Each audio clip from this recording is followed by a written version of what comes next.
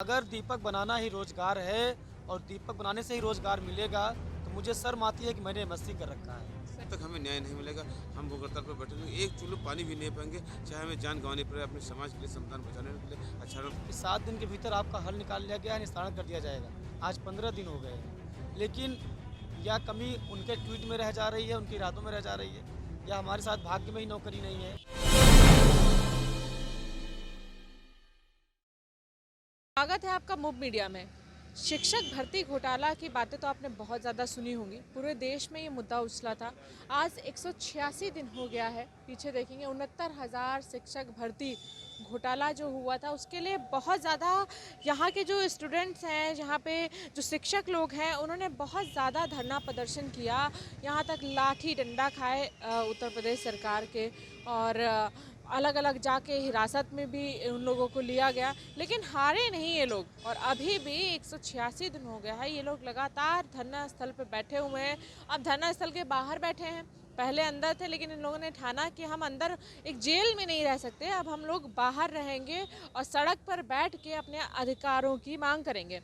जब कहीं से भी इनके अधिकार की मांग पूरी नहीं हुई, जो ये मांग कर रहे थे कि जो शिक्षक भर्ती का घोटाला हुआ था, वो मांग जो इन लोगों की थी वो पूरी नहीं हुई, तो आखिरी जो एक चीज़ बची थी वो थी भूख हड़ताल। क्योंकि इन लोगों ने हर तरीके के साम दाम दंड भेद, हर तरीके का सब कुछ लगा के देख लिया, लेकिन किसी भी तरीके से इन लोगों की जो मांगे थी वो पूरी नहीं हुई। लेकिन अब जो बात आई है वो भूख हड़ताल पे ही है। और भूख हड़ताल पे आने की हम सबसे पहले बात बताते हैं। आज तकरीबन 8 दिन से लोग भूख हड़ताल पे हैं। 5 दिन जो लोग भूख हड़ताल पे रहे थे वो लोग बीमार तक हो गए और उन लोगों को अस्पताल में भर्ती करा दिया गया। अभी भी वो लोग अस्पताल में ही हैं। और बहुत सारे लोगों को यहाँ पे बैठे बैठे धरना प्रदर्शन करते करते डेंगू भी हो गया है, कोविड भी अब अपनी तूल पकड़ता जा रहा है। तो यहाँ पे बैठे रहना और धरना प्रदर्शन करना कहीं ना कहीं बिल्कुल भी सुरक्षित नहीं है इन लोगों के लिए, क्योंकि बहुत ज़्यादा लोग, कम संख्या नहीं है इन लोगों की, बहुत ज़्यादा संख्या है। लेकिन जो भूख हड़ताल पे यहाँ पे जो लोग बैठे हैं, ये सामने हम दिखाते हैं, ये लोग लगातार यहाँ पे भूख हड़ताल पे बैठे हुए हैं। जो भूख नहीं सह पा रहा है, 4-5 दिन बीत जा रहे हैं, वो अस्पताल के चक्कर काट रहा है, अस्पताल में भर्ती हुआ जा रहा है, लेकिन अपनी जो प्रण लिया हुआ इन लोगों ने वो नहीं छोड़ रहे हैं, बस बैठे हुए हैं। और अब इनकी यही है कि अब चाहे कुछ भी हो जाए, जीवन बचे या ना बचे, अपना अधिकार और नौकरी को लेके ही लखनऊ से वापस जाएंगे, अदरवाइज नहीं जाएंगे। तो यहाँ पे लोगों से बात करते हैं। दादा, ये बताइए कि इतना टाइम हो गया आप लोग को यहाँ पे धरना प्रदर्शन करते करते, कुछ सरकार की तरफ से कुछ लेकिन वो जुमला साबित हुआ है। पिछले दिनों हम लोग शिक्षा मंत्री जी के यहाँ गए थे, तो उनसे मुलाकात नहीं हो पाई, लेकिन हमारे विजय भाई जी को और बहन तस्लीम बानो को फिर मीटिंग एक कराई गई है और ये बताया गया कि शीघ्र ही आपके मामले का निस्तारण किया जाएगा। हम लोग के आंदोलन का आज 186वां दिन है। लगातार हम लोग धरना पे बैठे हुए हैं और हम लोग संविधान बचाने की बात करने वाले हैं, आरक्षण बचाने की बात करने वाले हैं, और इस सरकार हम लोग को हमेशा गुमराह कर रही है। अभी तक कोई ठोस निर्णय नहीं निकला है।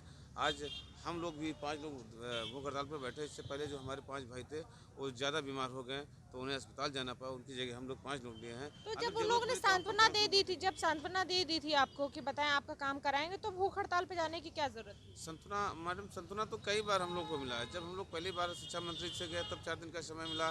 फिर डेलीगेशन टीम जब हमारी माननीय स्वतंत्र देव सिंह के साथ में मीटिंग हुई तब मिला। फिर 6 सितंबर को जो हमारा महाधरना हुआ तब 15 दिन के लिए डेलीगेशन टीम गई और ये हुआ कि हाँ, आपका एक कमेटी बनाई गई है और आपका जो मामला है उसको शीघ्र निस्तारण किया जाएगा।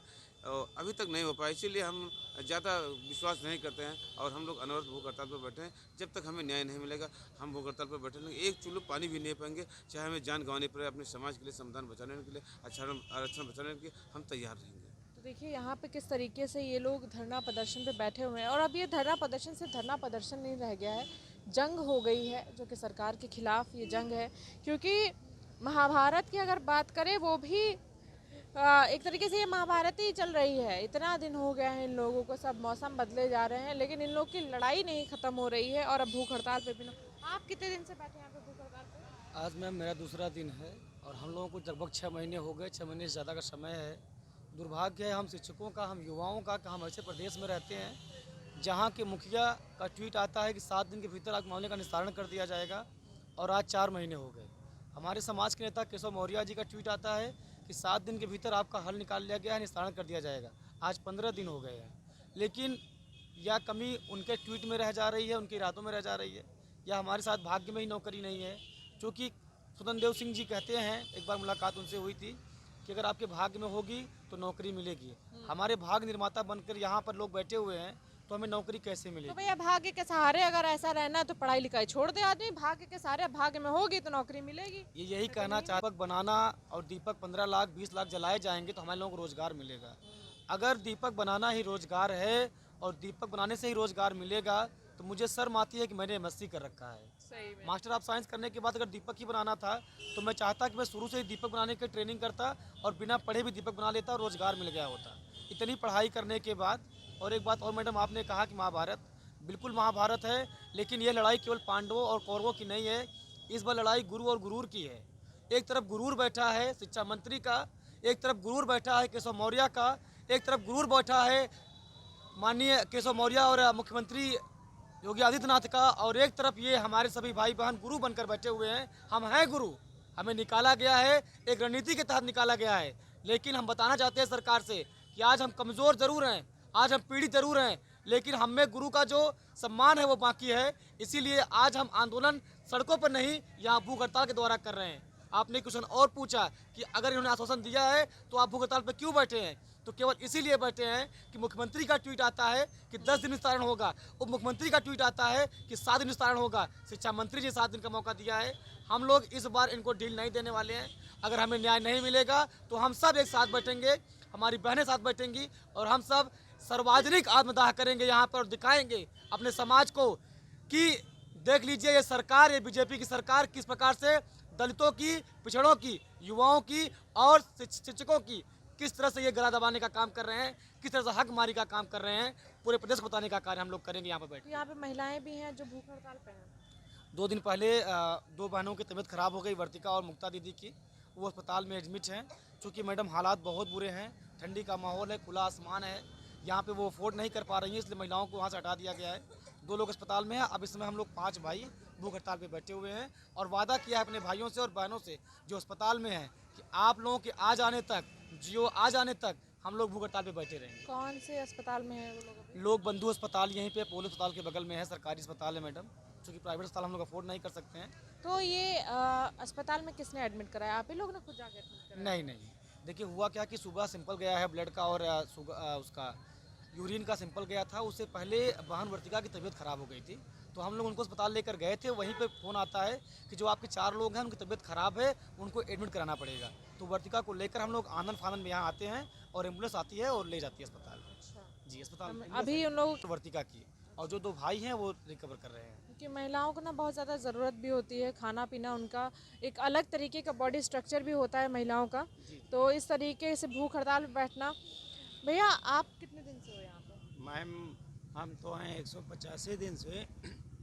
कल से हम लोग, हमारे बड़े भाई बहन जो बैठे थे भूख हड़ताल पे, उनकी तबीयत खराब होने की वजह से उनकी जगह को, उनकी जो है सम्मान को, मतलब ये ना हो कि वो अकेले ही थे, उनकी जगह पे हम बैठ के उनकी जो है भरपाई कर रहे हैं जब तक शासन, हमारा प्रशासन हमारी कार्य को नहीं पूरा करता। तो आप लोग अन्न जल सब कुछ त्याग के बैठे हैं? हाँ मैम, अन्न और खाना पीना सब बंद करके बैठे हुए हैं। अब देखिए कब तक ये लड़ाई चलती है। यहाँ पे कोई आता है आपके पास आपका हालचाल पूछने? अभी तक कोई नहीं आया है, बस यही जांच हो रही है। अब देखिए डॉक्टर क्या जांच में लाते हैं। अच्छा, मतलब आपका भूख हड़ताल पे हैं या नहीं है इस चीज़ की नहीं, जांच? भूख हड़ताल पे हैं हम लोग। उनको भी अपने आप से जानने का प्रयास किए, उन्होंने ब्लड ले गया, यूरिन ले गया, टेस्ट कर गया, अपना देखिए। अच्छा, टेस्ट करने के लिए वो लोग ले गए हैं? दोनों टाइम आ रहे हैं। अच्छा, दोनों टाइम आते हैं वो लोग? दोनों टाइम आ रहे हैं। देखिए भूख हड़ताल पे हैं ये लोग, और हालांकि बाकायदा सरकारें टेस्ट भी कर रही हैं कि भैया भूख हड़ताल पे हैं कि नहीं, उसी से सिद्ध होगा कि कहीं